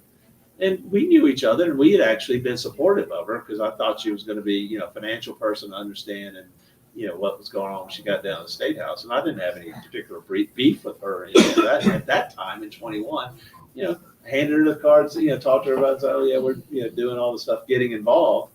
And then, all of a sudden she was on a radio station down in Horry County saying she didn't, being asked about MySCGOP. And her comment back to them was, I don't know who those people are, because we were being accused of being Democrats and infiltrators and funded by Soros and all this kind of stuff. She's like, I don't even know who those people are and, making bad comments about us. I'm like, how does she not know? I literally handed her the card. I mean, I talked to her about it, and that, further goes on with where we were accused of one of the other people down at Horry County, the Myrtle Beach station, accused us of why Jennifer and Stacy and those guys resigned is because we had threatened to murder, fillet, and leave Jennifer Black's bones out to dry in the sun.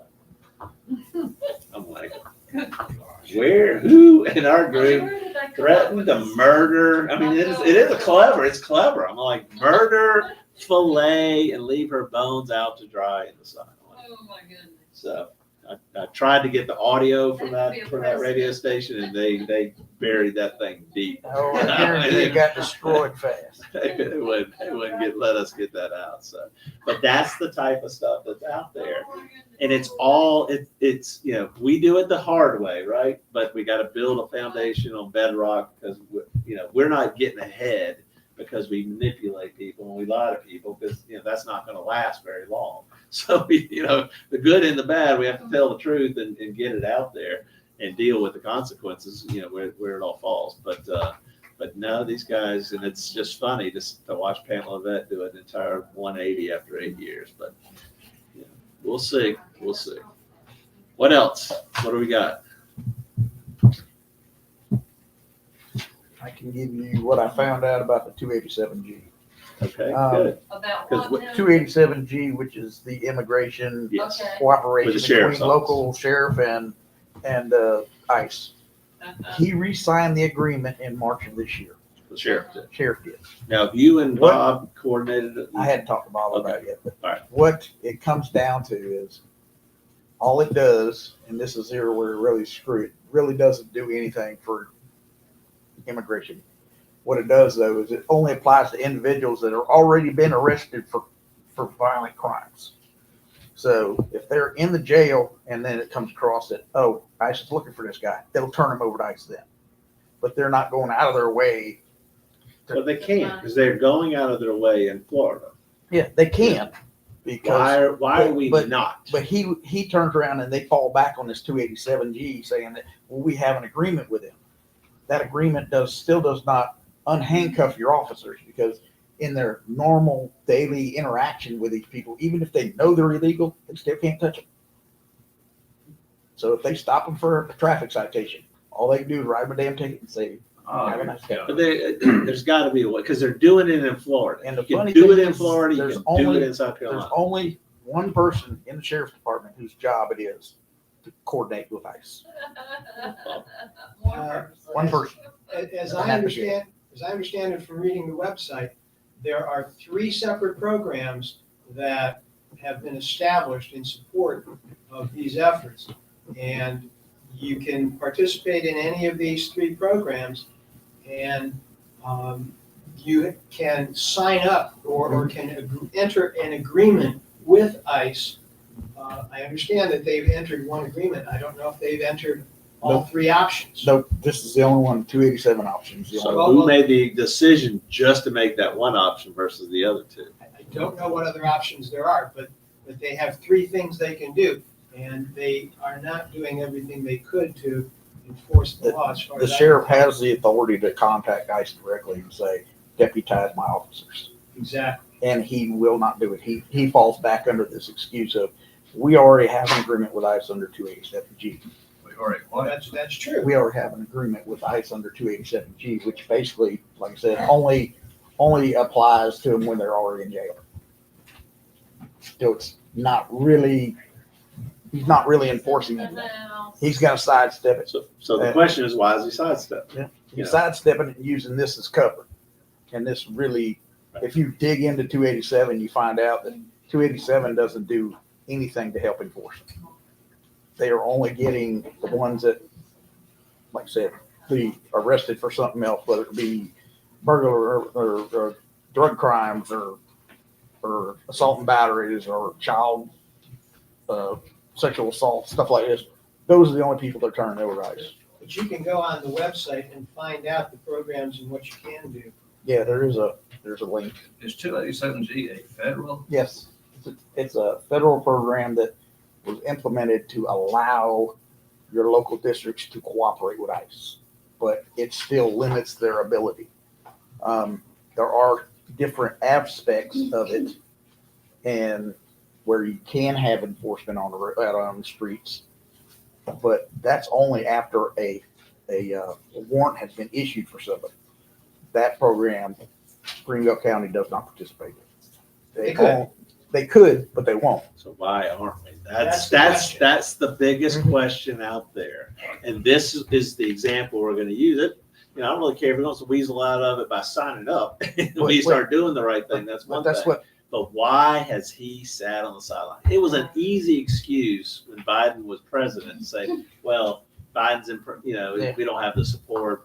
There's nothing out can't do there. anything. But when you look at Florida doing it, and South Carolina has been a whole lot more red than Florida, Mhm. and the people want it, and Florida's doing it, why? There's a problem.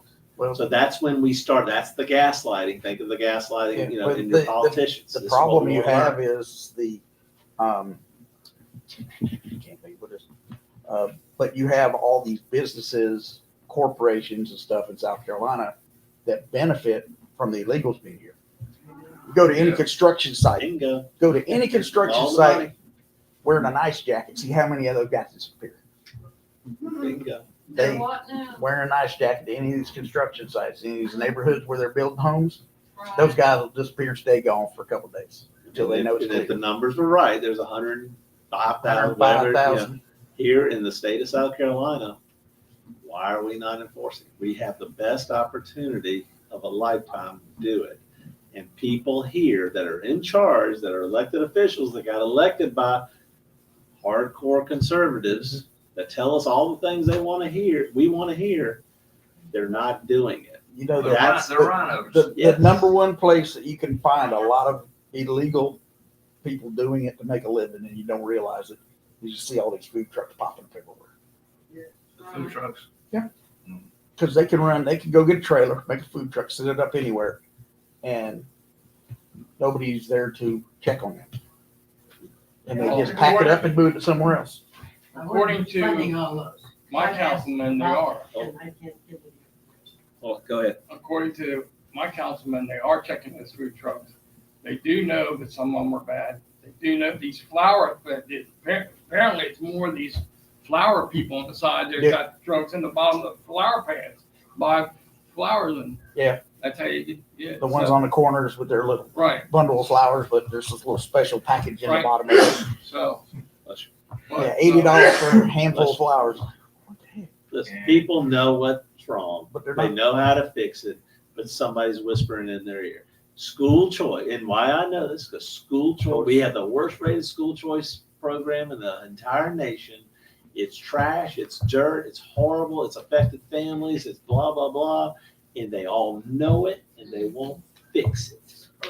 And it's not, you know, and they want to use Jeff Davis as an excuse or all of those excuses. No. They're using us as a scapegoat, sure. Yep. And, you know, but the real reality is if we weren't here, they'd be crashing the system too. They'd still be doing it. They wouldn't have us as the scapegoat. They use something else. But it's because somebody gets paid a lot of money if the government runs the program. Yep. And it's things like Class Wallet and all these people that are making $1 bazillion off of it. It's dark money. And that's what we're trying to expose. And it's not, that's why what we talk, we know school choice deep, but it's everything. Yeah. It's all of these other systems. It's everything. It's the same thing. So learn whatever your particular issue is. That's why I'm excited about that. I want to nail hard on this, on why we're not doing what DeSantis and those guys are doing down in Florida. And that's why, you know, on the second thing, on the pro-life stuff, there's a lot of people, everybody supports pro-life in South Carolina. Everybody supports school choice. Everybody, all the elected, they all support, we got to get rid of the illegals. Who's doing anything? Nothing. They're not. I know, a great example, not to pick on your speaker, Lisa is it Right, Lisa? Right, and a few others that have been the leaders of pro-life movement in South Carolina for like how many years? 20, 30, and it should be embarrassing to them. Where we were now, we're getting better, but like when we were the abortion destination, Oh, when yeah. we have such a We're strong cracking leaders, Coming here why, just to, how are we getting there? Part of Why? that is And that's in every group, and there's no unity between the groups, and that's one of the things Exactly. Lisa So was are able they- to do, was unify the people in Missouri. So is it about the mission or is it about the title and raising the most money for only your That's it. organization? that's it. Exactly. It's one thing when some kid, Jack Stott, is pushing everybody out and controlling and being, I'm the chairman of the Greenville Young Republicans or the Upstate Young Republicans. But it's a bigger problem when you got people that are over advocacy groups, sheriffs, chairman of XYZ, pro-life, this and that we have an abortion destination state. And I know it's not as bad as it used to And be. it's not only the We still got- abortion issue. It's every issue. issue. So we just It's talk about every that. issue.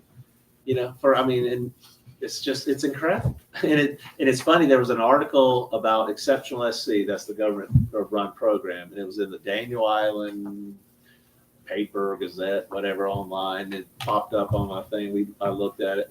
And the person who is now the designated fundraiser for Exceptional SC said, well, why they don't raise any money is because the problem is none of the CPAs, are aware of the program. I'm like, they're not aware of the program? The program has been around since 2014.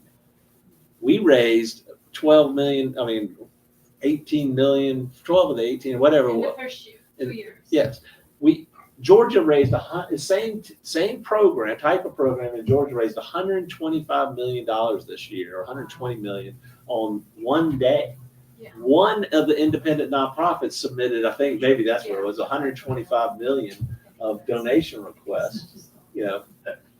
Just one of them, and there's 30 of them over there. This is the biggest, but I'm like, they fully utilize their entire tax credit. And this woman is she knew, I've never heard her name or whatever.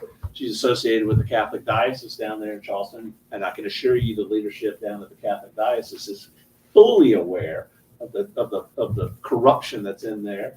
And they turn a blind eye because they're like, well, we got to work with these people in other areas. I'm like, while they're losing millions and millions and millions, and I estimate it's well into 100 school choice kids and families in schools, private schools, in this case mainly for K through 12 children, but special needs children, but also taxpayers have lost well over 9 figures, over $100 million, and I got no problem trying to write it all down just because of the corruption that's going on in school choice. It ain't because of Jeff Davis. That's right. Yes. Different topic. Next. Zone 7 Yes. meeting Yes. coming up August 28th at Pelham Road Library from 6 o'clock to 8 o'clock. Even if you're not in Zone 7, it's still, everybody's welcome to come, but we're encouraging you, if you are in Zone 7, to show up for these meetings. And I'm in Zone 7, and I think they're running a coup over there. Please run a coup. Go ahead and publicize it, because all publicity is good. That's right. What time 6 6 p.m. and what library? Pelham Road Library, which is the Sims branch, it's on Pelham Road. Pelham Road. And I think it'll be good because you got Dan Harvell's coming to speak. Hopefully. Last I heard he was. 28th, you said, right? On Monday, I'll put some. Dan is the state DC from Anderson County. He's a good friend of ours. He's been probably, we tease him because he's been involved in the Anderson County Republican Party for probably 20 years. This is more than just a Last Thursday. opportunity to hear from him. It's for whatever we're doing in the zone, and we'll have various topics to be discussed. The address, if you don't know where the Pelham Road Library is, 1508 Pelham Road. So it should be good. But what we're doing is working more of these zone meetings and trying to get some projects done and some things like that. So, now that I'm iron and fused back in the saddle, we're going to get busy. So, and we got November elections, and we really got to focus on some of our municipal stuff, projects, and all that kind of good stuff. Yes, sir. What do you got? Speaking of libraries, Mark. as already was announced earlier, we have See You at the Library, this wonderful reading kind of campaign that Kirk Cameron's spearheading all across the country. We're participating. This is what they sent us. There's 6 wonderful little books in here. The kids are being inspired to love freedom and courageously stand for their rights and future. Chris Feeney and myself and a friend of mine are going to be reading. It's at Hughes Main Library tomorrow at 11 a.m., so spread the word to all of your friends and family who have kids that would like to hear that. And secondly, as a reminder that I shared before, today, I believe, Mike Lindell's lawyers walk if they are not able to be compensated adequately for supporting him. Currently, he's in appeal of a successful case where he was vindicated for the defamation suit against MyPillow himself and Frank's speech with Dominion Voting Machines and Eric Krumer. But somehow or another, the jury awarded a fine against Mike, and Mike is appealing that so that he'll have a complete victory in this scenario, and the free speech will be robustly supported by the court decision. And my latest update earlier this week is that Mike was shy $90,000 of the $400,000 attorney's fee goal that he needs by today. So go to mypillowtrial.com and you kind of hear what's going on and have places to donate. Any little bit you can share, mypillowtrial.com.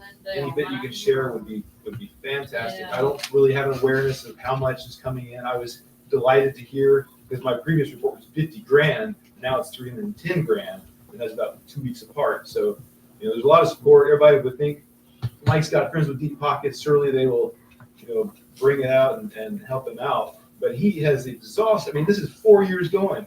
This is a long-term kind of struggle he's been in, and he has totally exhausted his resources, as I understand it. And so he doesn't ask for help as he did not for 4 years. He funded everyone else's legal fees for 4 years, and now he needs help funding his own. So it would be so wonderful if he did not worry about that. Those lawyers could do their job and get that victory and seal this for historical record precedent that free speech will not be compromised, especially by crooks like Eric Coomer. But it's mypillowtrial.com. That's right. It's mypillowtrial. Okay, it's in my legal defense fund, but Well, that may move you to his actual account for his defense fund, but go to mypillowtrial.com. That was the one that was easier to remember. Yeah, and that'll get you to where you need to go. So, but no, Mike Lindell, he's a fantastic human being. I've met him. He's a nice guy. And like you said, for years, he did not ask for any money. He was not one of those grifters that was out there always trying to find a way to fund things or raise money and donations and all that.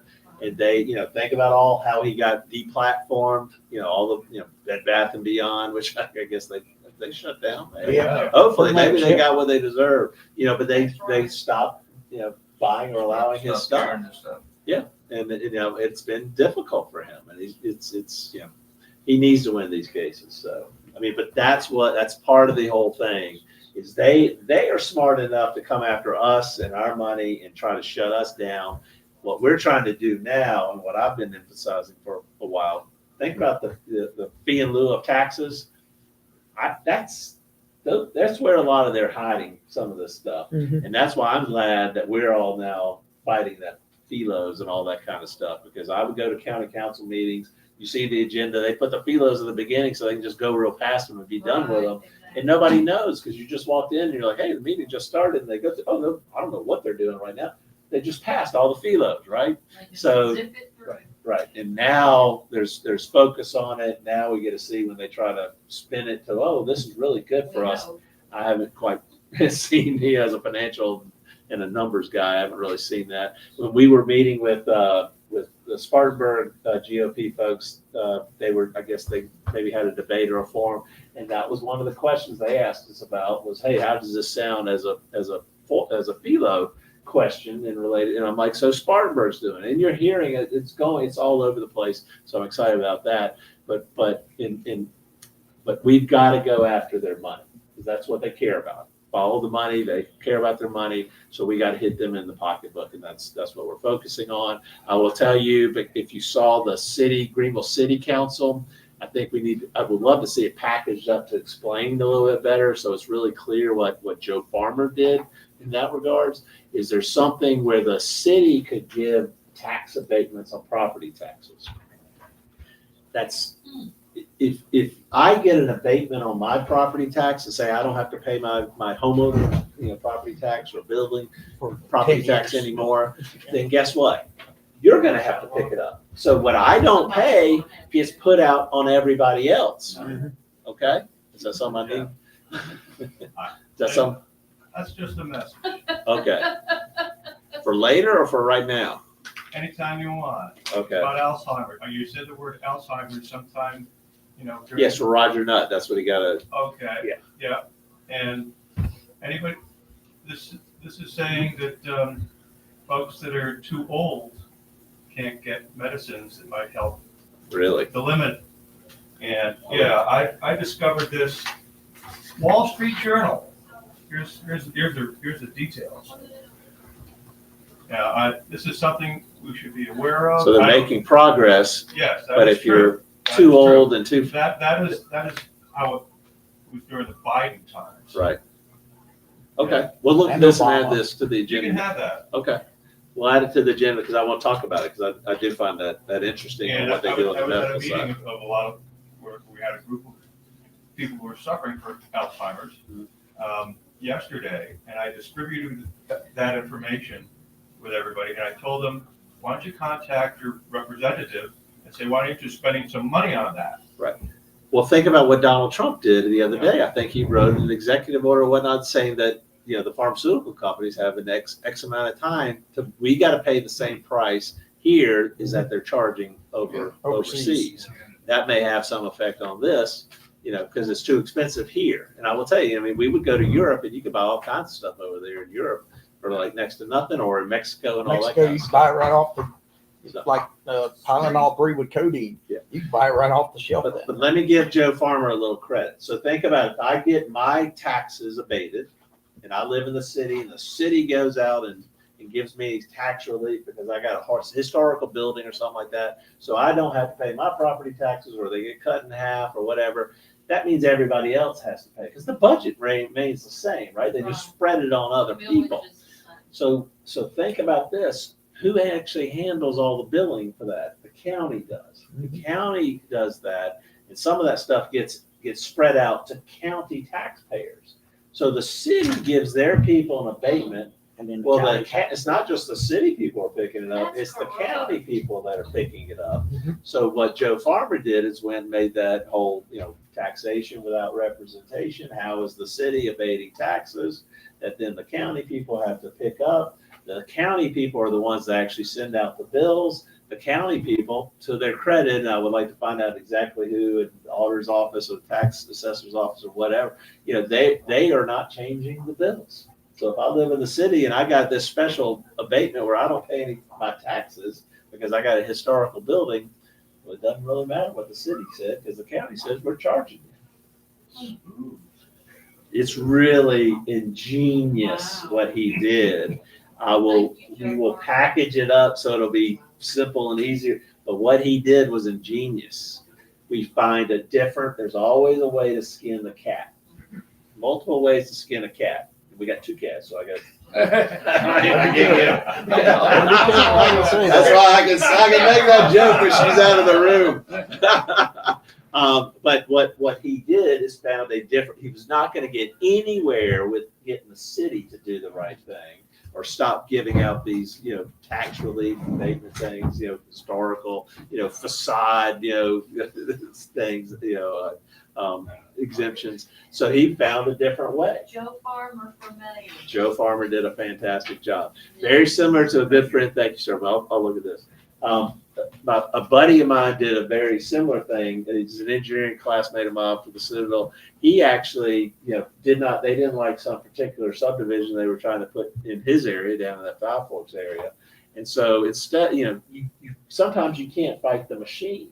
So what he did is he went on the other side and said, guess what? Well, if you want to do that, you have to do build this particular community. You have to put in all of the access things, the sidewalks and all Accessibility. of the ADA compliant stuff. And so he played it that route. And then when they saw what it was going to cost them, it destroyed the financial viability of the thing. So they didn't build it. So they beat them that way. We have to think outside the box and do things different. We can go down there and protest all day long. We can even get, flip the county council or flip, seats and do things. But there can't always count on that being the solution. So it's very Jeff, exciting. what are the payloads that you're talking about at county council? Fee in lieu of taxes. What? Fee in lieu of taxes. They set it up to whatever they want you to pay, so you don't have to continue to pay taxes. There apparently in our constitution, there's like a 10% rate on business or manufacturing or something like that. There's a whole thing to study, but that's higher as compared to other states. So what we do is we have the ability to charge a fee to a manufacturer in lieu of their tax, the property tax. 5 years or something. For a time period. Well, a lot of the problem is it'll be 30 years and it'll be, and it's just like giving a bunch of money to, Scout Motors, except nobody knows about it. Yeah. So and they've been doing them and doing them and doing them. pigs get fat, so sometimes those deals can be good, hogs get slaughtered, and what they've been doing. Oh, look, I brought XYZ here to Greenville County to do something, to open a plant. They got, X number of new employees. Well, if you actually look at it, we didn't charge them any taxes. We now have all the additional funding for our schools and all that kind of stuff, infrastructure. And it's like, hey, it's not a good deal. But the politicians go celebrate it and act like it's a good deal. But when you hindsight being 2020, you look at it and say, hey, we lost our butts on it. So That might have worked if they would discriminate on what they gave the FILOs to. It's like any company who wanted to start up here, yeah, we'll give you a FILO, and they tear up a bunch of land and just leave the business. So now that land is unusable for X number of time, and we're not getting tax money for this unused, partially developed land. there's some of those are, you can go after them if they leave the state and all that stuff, but a lot of them bankrupt out. So there's all kinds of stuff. There's all kinds of games. There's gaslighting in finance. And it's, somebody here made the joke, but the guy was interviewing a new CPA. And so he had, 3 guys come in to interview. And the first guy asked, well, what's 2 plus 2? The CPA goes, 4. Of course. And the second guy comes in, what's 2 plus 2? 4. Third guy comes in and the guy asked him, think about this in gaslighting. The guy asked the CPA, what's 2 plus 2? The CPA looked around, he pulled down all the shades, got all dark. He goes, what do you want it to be?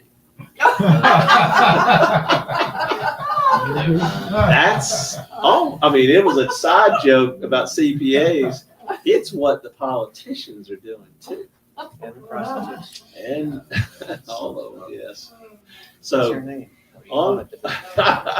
on that note, it's 1:10. We have a motion to adjourn. Oh, I will give you one update. Sorry, there's always one more thing. Last Saturday at the state executive committee meeting, and I know we talked about it, there was a race to replace Glenn McCall, who passed away. He was our national committeeman. He was out of York County, was retired banker or whatnot. He'd been our national committeeman for, I think, 17 years, representing the state of South Carolina with the RNC. We have a national committee man, we have a national committee woman. They represent the state along with the chairman at the RNC. He passed away, so the state executive committee elects somebody to fill the remainder of his term. There was a race between Chad Conley, not our friend, not Donald Trump's friend, and it would look like it was going to be a shoo-in. That's what Drew McKissick wanted. That's what even the first article that came out about it, the Fish News article, was like, oh, it's, Chad's going to win. It's almost like a done deal. And we were like, whoa, wait a second. There's another guy out there. And his name was Tyson Grinstead. He's not really a MAGA America First person, but he's normal. He'll talk to you. Drew's out of Richland County too, and all that kind of stuff.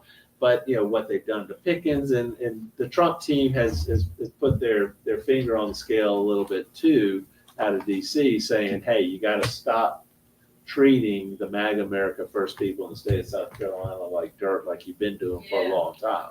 And plus, the battles and how what they were trying to do. Chad was trying to get in LaDonna Riggs. Spartanburg were trying to get on the platform committee, with the RNC. There was that whole big battle last summer, which we won that as well. Well, Tyson ended up winning the race, 25-21 versus Drew. There was a third person that got 2 votes. I think he was, and everybody quite identifies him now as trying to be a spoiler in favor of Chad. Didn't work. So Tyson got in there. For the next 3 years, he will be the national committeeman representing the state of South Carolina with the RNC, and Chad lost. And it was it's a crack in the dam.